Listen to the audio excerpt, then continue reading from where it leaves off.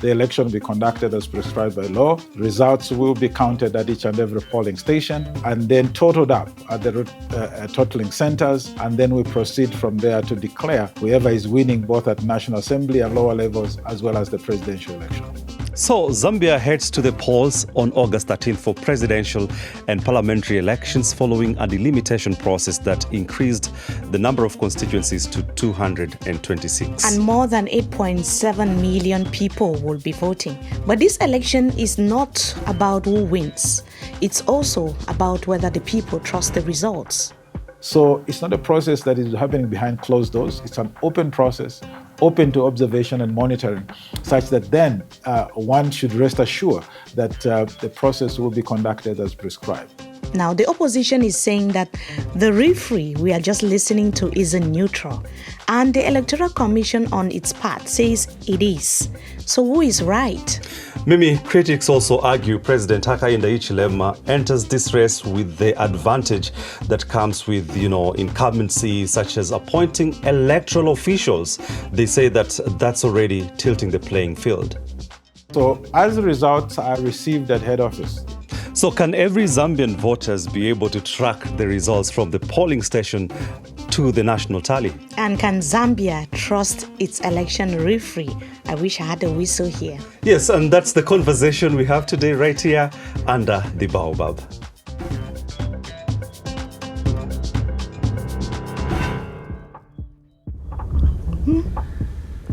Hi. The ritual. How's your drink tasting today, Judge? It tastes like something called mukonyo. Mukonyo, what's that? Mukonyo. I believe Zambians and Malawians will understand what I'm talking about. Right. That's quite an interesting one. So I think this tells us a lot about credibility, trust issues during elections, right? Yes, and it's because today it's all about Zambia's election. And more precisely, we're asking the question of the trust in the electoral process itself, right? Right. But before we get there, we looked at something very interesting also last week. Oh, yeah. It had to do with Peter Obi, the Reminds opposition leader of Nigeria. It was a heated conversation. Right. Yeah.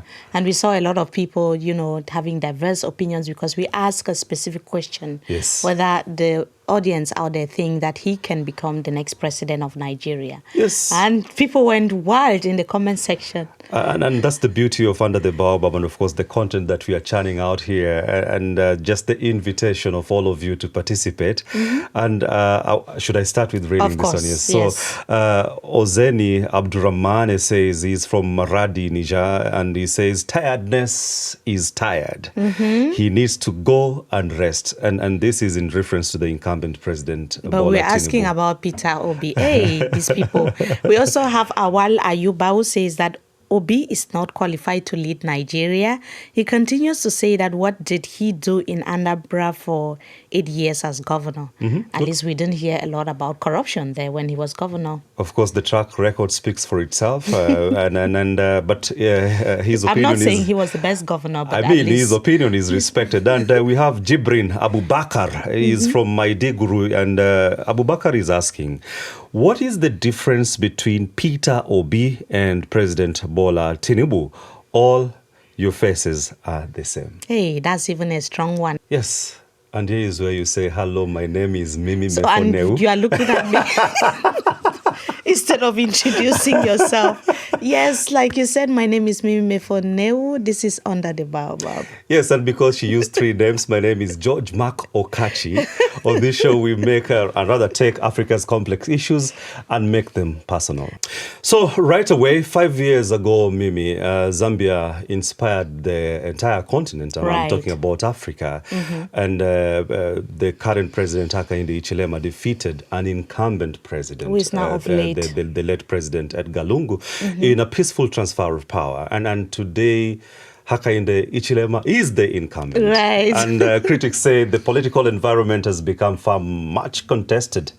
People are expecting that he'll be able to set the example that brought him into power. Yeah. But there are a lot of questions around his credibility, the credibility of the Electoral Commission that is going to be organizing the election. So we know that Zambians will be going to the polls in August, and this will be a huge test for democratic renewal in Zambia. Yes. People will be expecting to see whether there will be a repeat of what happened in the previous election, where the right winner will be declared the winner of the election, or whether there will be any foul play. People are just kind of skeptical.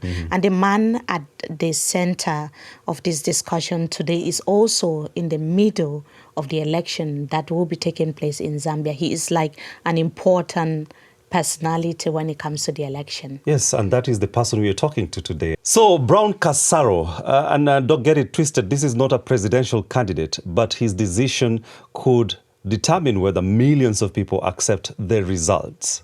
So he is the chief electoral officer. Like you said, he's someone who is at the center of this election. He was appointed in November 2023, and the Electoral Commission in Zambia describes Brown Kasaro as an electoral technology expert or specialist with experience in electronic results management system, biometric voter registration, and electoral boundary delimitation. Yeah, that is very critical, and especially in light of what is happening in Zambia today. So to make it clear, he is not a politician, but in this election, he is the referee, and his role is politically sensitive, Mimi. Because if the referee is not trusted, Yes. in every process, the referee, we are talking about the person who blows the final whistle. The Electoral Commission in Zambia, across Africa, they are called Independent Electoral Commission. They are called the elections, like in Cameroon is elections. Cameroon, in Nigeria is the Electoral Commission, Yes. and so on and so forth. Their roles are very, very critical when it comes to, election, because they determine whether to make or mar the election before, during, and after. So to the benefit of our viewers and listeners out there, today we are focusing on 4 questions. Trust in the ECZ, and the voting and the results process. Generally, in most parts of Africa, there have always been questions around the credibility of the Electoral Commission, because most of its members are appointed by members of the government, appointed by the government. Yes. How would you be able to be of disservice to a government that appointed you? And that is where we had to start this conversation, because we had to understand the neutrality of Yes. Brown Kasaro and his independence, team. yeah. And the independence, the transparency of Brown Kasaro and his team. Let us hear what he told us. The mandate of the commission is clearly as outlined in the law. So that should be the basis upon which Zambians out there, both in country and in the diaspora, should rest their confidence. Has the Electoral Commission conducted all the activities that are leading up to the election as provided for in the law? Yeah, you did make reference to stakeholder concerns and so forth. If you look at the history of this country, you will note, and you will agree with me, that every time there is an election, there are always doubts around the credibility of the electoral process, or indeed the Electoral Commission. But the Commission has stuck to its mandate. And if you look again at the history, this has demonstrated that this institution always delivers as per requirement of the law. The law is very clear. There are steps that we needed to take to get to where we are at. Those have been managed as provided for by the law. So they can rest on that come August 13th, the election will be conducted as prescribed by law. Results will be counted at each and every polling station, announced, and then totaled up at the totaling centers. And then we proceed from there to declare whoever is winning, both at National Assembly and lower levels, as well as the presidential election. You have said that these concerns are unfortunate and that the Electoral Commission in Zambia is independent. Are you saying the concerns that have been raised by the opposition party members and civil society actors are unfounded, given that the Commission's leadership is appointed through the state authorities? I will take you back to my reference to the law. So the Electoral Commission is established by the Constitution. So to be an independent body to manage elections in Zambia. Now, when you refer to appointing authorities, the Constitution does prescribe that the chairperson and members of the commission are appointed by the president. But there's a second layer of validation, if I put it that way, through ratification by the National Assembly. And in terms of the recent evidence, is to look at how we've managed the process so far. We did release a roadmap to the public in 2024 and carried everyone along at every stage of the process, decisions made. Really, Zambians can rest upon on that assurance that the Commission will conduct its business according to the law. Now, in the past, when electoral problems emerge, systems or subordinates were sometimes blamed. In your case, if ballots actually go missing, results delayed, or the voter register fails on voting day, what specific responsibility will you take? Are you going to accept responsibility? Voting takes place at polling stations, which for the 2026 general election, we're talking about 13,529. And this process is open to observation, and counting takes place immediately after. So therefore, there is no case or opportunity to say ballot papers have gone missing, because once they are cast at that polling station, the counting takes place right there. Then, in terms of delays, the Electoral Commission has made an undertaking that the presidential election will be declared within 72 hours of the close of the last polling station. Well, that sounds assuring, and some people people who are skeptical would argue that we've had, such assertions from electoral, managers, or rather elections managers before, giving us assurance that things will happen the way, they are promising. But at the end of the day, we hear of issues of, rigging, yes, or mismanagement of the entire process. But also we won't blame them, because they are on the ground and they can have a feel of what the political atmosphere is. Yes. So every feelings at this point in time is, it could be justified, depending on which camp you belong. But let's try to lighten the mood a little bit before we continue with the tough talk. Yes. This is where we introduce the rapid fire question segment and get to know our guests on a personal level. First question: who is Brown Kasaro when the title is stripped away? Okay, Brown Kasaro is a husband of one wife, a lady called Matimba Kasaro, father of 4 children. Yeah, basically that's who I am. Okay, so what is that one thing about you that will genuinely surprise Zambians watching you right now? This smile is not just for the camera. Whenever you interact with me, you'll find it, you'll meet it. I am a Christian, heavily involved at church, but for this year, the congregation have had to understand my absence for some weekends so that I can dedicate to delivering on this particular mandate. Yeah. That's interesting. So what is your favorite Zambian dish? Sima with fish. I knew you would say that. So what is the most beautiful place that you have visited in Zambia? The Victoria Falls in Livingstone and Lake Bangweulu on the Samfya beaches. They're very beautiful. I can tell you I've been to the Victoria Falls myself. So yes. What song or artist is on your playlist right now? It's a collection of hymns in my mother tongue. And interesting enough, it's been curated on YouTube by someone from Malawi. So it's called Henga Music. So that's what I've been listening to. That's a good one. And final question, who is Brown Kasaro voting for? That's a secret. But I'll definitely vote. That's interesting. Did you think he was going to tell me? I mean, why should he tell you? It's Can you imagine who he could potentially vote for, George? I wouldn't tell. And actually, Maybe if it was up to me, then the electoral officials shouldn't be voting, actually. Yeah. But I don't know if that, he's after everything, he's also a citizen. Yeah, definitely. Yeah, that's right. true. Yeah.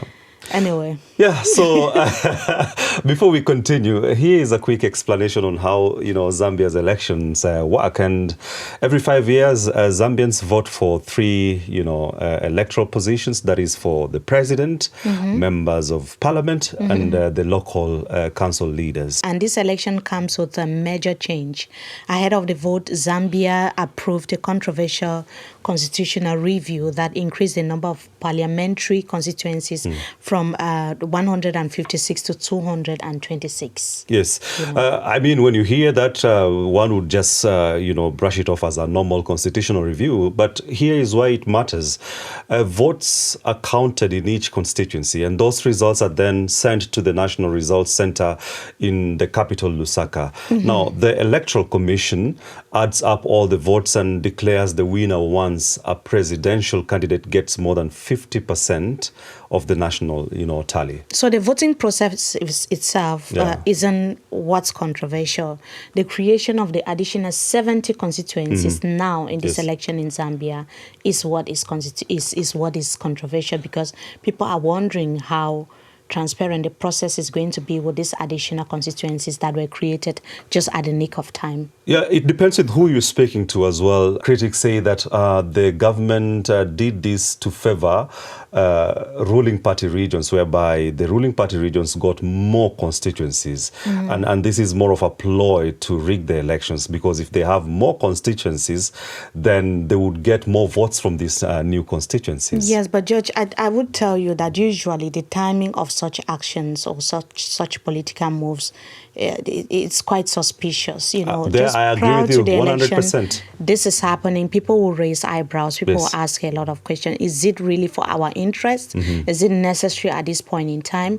And why pick only the constituencies that are like the strongholds of the ruling party? That therefore means that these additional constituencies, majority of the voters there are already supporting the incumbent. Yes. And the results, obviously, in these new constituencies will favor the incumbent and affect the opposition. Yes. So is this really for national interest? Was it the right time? Was it the right time to do that? I get that argument, maybe, but also, of course, we spoke to the electoral officials and also the government, which is in charge of making sure that this delimitation takes place in a fair way and also as proscribed under the constitution. They insist that within the 10 provinces of Zambia, these constituencies were distributed, equally. The question is whether the people actually believe that. Yes. But when we're speaking to, I guess, Mr. Kasaro, we wanted to find out how much the Electoral Commission has been able to assure the people of Zambia that even with this happening, there is going to be transparency and credibility in this election, because we are going to stay politically neutral. Let's hear what he told us. The desire to increase, or the requirement to increase the number of constituencies, is not new to this country. Further, one of the mandates of the Electoral Commission is to delimit constituencies and review. So every election cycle, the Commission has undertaken an exercise to review boundaries of constituencies and make recommendations. So every time such an exercise has been undertaken, there's always been a recommendation. The latest before the current implementation was in 2019. The constitutional review process is outside the mandate of the Electoral Commission. So let me come back to that aspect of you speaking about consultations. Were opposition party members and the wider population involved? Did they accept the outcome, or were they simply presented with the outcome? Let me speak to it now. So armed with this mandate and the parameters to use, the Commission did undertake a very extensive consultation. We had meetings, public meetings. Not only were they public, but we targeted key stakeholders to attend those meetings in each of these districts.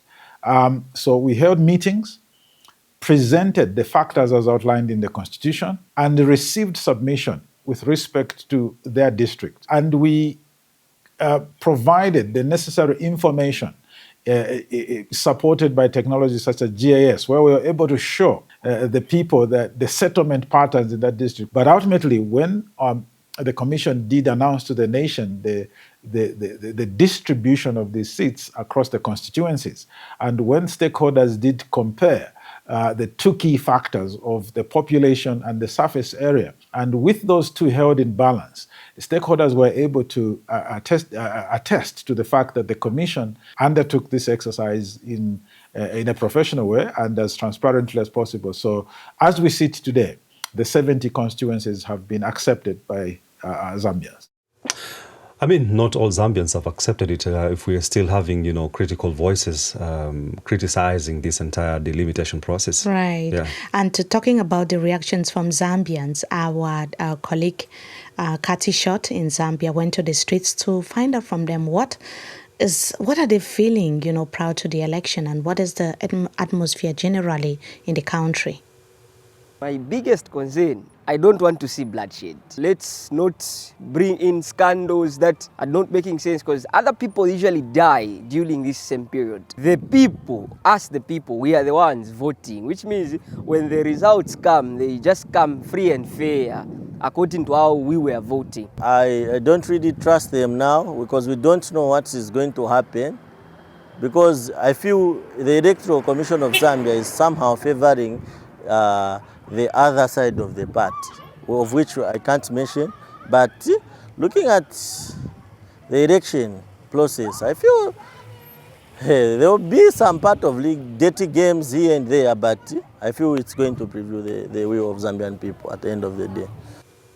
Yeah, critically listening to them, I mean, what stands out is, the urge of, or rather the need of the process being, flawless and also violence-free. Yeah, I'm just questioning, why is there always a question around election credibility? Mm-hmm. Why can't we organize an election without fears of fraud, election rigging, Why can't we go to the polls and vote for the person we want to rule our country without worrying about whether the process will be stolen? Because that's the right word. Rigging is just the garnished word that's been used during election. I mean, when the people's will is stolen from them, you hear that reaction. It tells you a lot about the despair, the uncertainty about over an election which is supposed to be for the people determining if you ask who me, runs Mimi, their country. If you ask me, Mimi, I think it's a process, and countries are going through electoral reviews, conducting elections year in, year out, and it's a process that must be improved over time, and people should trust the entire process. We have been talking about this since post-independence, George. Okay. When are we going to ever be able to have an election without problems? In Nigeria, we have problems. In Cameroon, we have post-election issues. There's always an issue after an election. So what did Brown Kasaro tell you about, the trust process of the electoral system in Zambia? Yes, earlier he was talking about, we respect the rules and the constitution. But do you still remain transparent? Do you stay credible? Even, while respecting the constitution and respecting the rule of law? Mm-hmm. That is the question that we put around it, because we wanted to understand the vote counting process in general, the voting day, and even the publication of the results, whether all these elements are put together. Well, maybe it's a practical dilemma that the Commission finds itself in. The Constitution, or indeed the laws in Zambia, do not provide a deadline within which a candidate must resign after nominations before the general election. So for argument's sake, someone can still resign on 12th August and the election will be held on 13th. So at some point, it becomes impractical for the Commission to take that person out of the ballot paper. Ballot papers must be printed so that they are delivered on time for the election. And if the person resigns after they're printed, the Commission cannot again take back and go. Then it will require a by-election after, which becomes rather costly. But to address the concern on the part of the voter, the way our ballot paper is designed is that it does not just have the name of the candidate and the party. Okay, it has the portrait of the candidate, and then it has a symbol. So the idea here is that as candidates campaign, they'll not only be identified by their name, but they also use their symbol. So they will put out a graphic of how their details will appear on the ballot paper, starting their portrait as leftmost, their name, and the candidate, the symbol that. So if they are for a political party, to be the symbol for that party, or if they're independent, the symbol that they chose, and then at the end, the box where the voter should mark. So let me ask you if there are evidence or there is any evidence that the election has been compromised, whether by the members of the commission, security agencies, or political actors. What will you do? Will you admit it publicly and tell the people what really happened? Yeah, so firstly, the question is rather speculative, but let me speak to what is provided for. So the law does provide for a dispute resolution during the results announcement process. So at the polling station, there is a mechanism called a recount.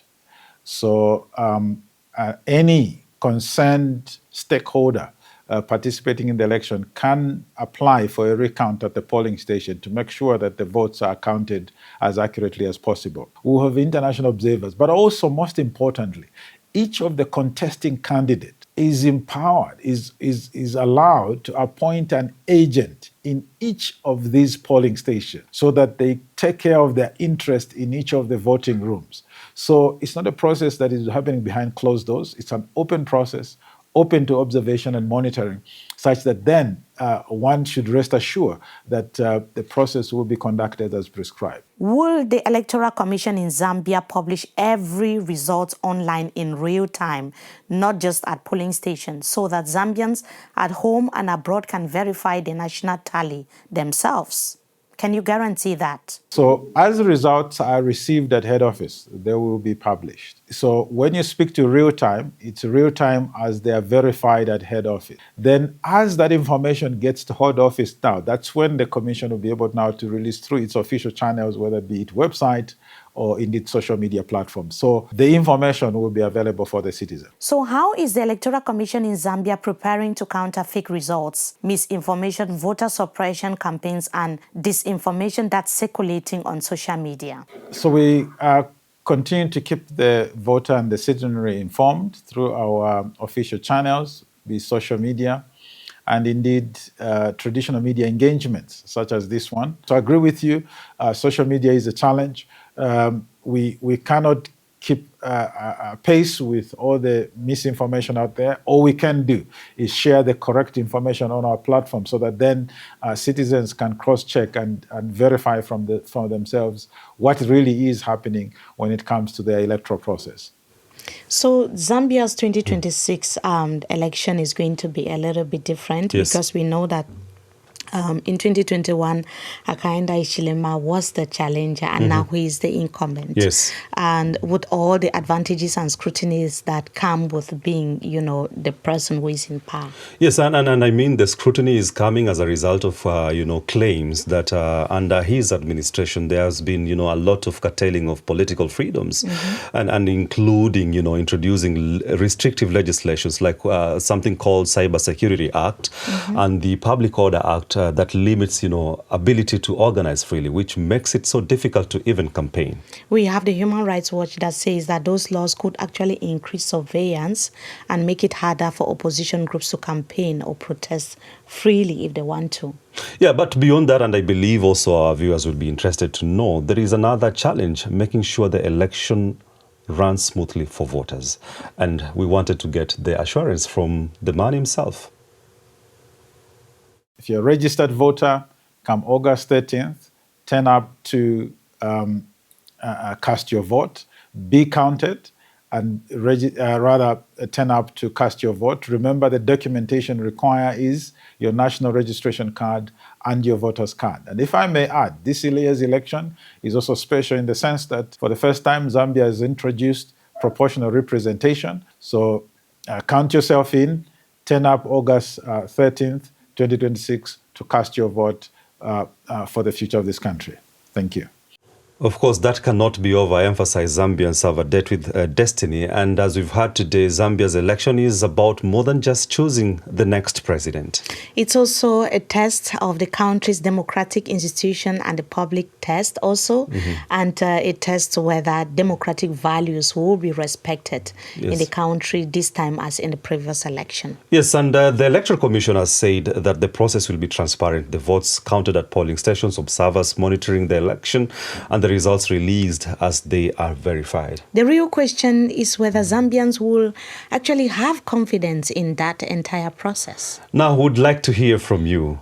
What makes you trust or distrust an election? Share your thoughts in the comment section. And don't forget to also subscribe to DW Africa on YouTube, where we have weekly episodes of Under the Baobab. And where can people also follow UTB? Yes, you can follow or rather listen to it through Spotify and Apple Podcasts for more conversations on African politics. My name is Mefo Newuh. And my name is George Okachi. Until next time, have a nice engagement.